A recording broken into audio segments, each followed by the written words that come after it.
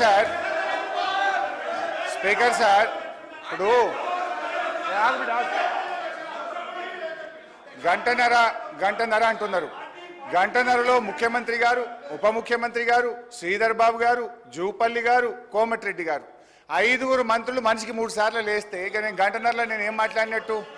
Is it not disturbance అధ్యక్ష? ఒకటి.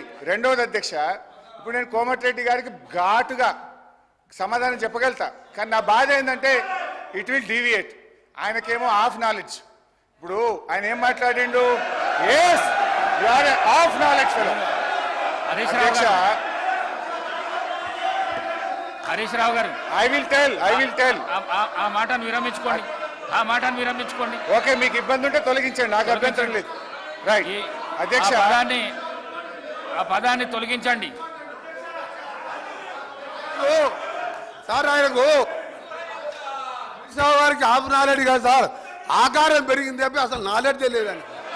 ఆకారం పెరిగింది, ఆయన నాలెడ్జ్ ఎక్కడ సార్? ఆయన ఒక డమ్మీ మినిస్టర్, ఆయన డమ్మీ అల్లుడు.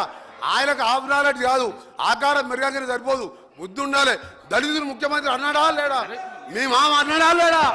చెప్పు మీ మామ అన్నాడా లేడా?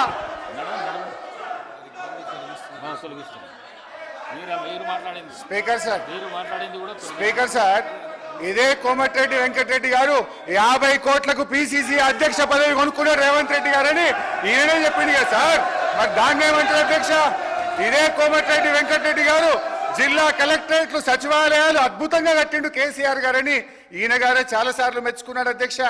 ఇవాళ నేను ఎందుకు ఆ మాట అన్నంటే అధ్యక్ష, కోమటిరెడ్డి వెంకటరెడ్డి గారు మేము అగ్రికల్చర్ కు 72,000 కోట్లు పెట్టామన్నాడు. అంటూనే మళ్ళీ వెంటనే ఇరిగేషన్ కి 22,000 కోట్లు పెట్టమన్నాడు. ఆయనకు అర్థం కాని ఏంటంటే బట్టి గారు చేసిన అంకెల గారిని వారికి అర్థం కాలే. వారు పెట్టిన అగ్రికల్చర్ 72,000 కోట్లలో అన్ననే ఇరిగేషన్ ఉన్నది, అన్ననే కరెంట్ ఉన్నది, అన్ని కలిపి మాయ చేసి అగ్రికల్చర్కి ఏదో ఎక్కువ పెట్టినా అని బట్టి గారు చేసిన మాయను ఆయన అర్థం చేసుకోక అగ్రికల్చర్ 72 వేరే చెప్పిండు, ఇరిగేషన్ 22 వేరేగా చెప్పిండు. అందువల్ల నేను ఆ మాట అన్న తప్ప వేరే అనలే. ఆయనకి ఇబ్బంది అయితే నాకు అభ్యంతరం లేదు.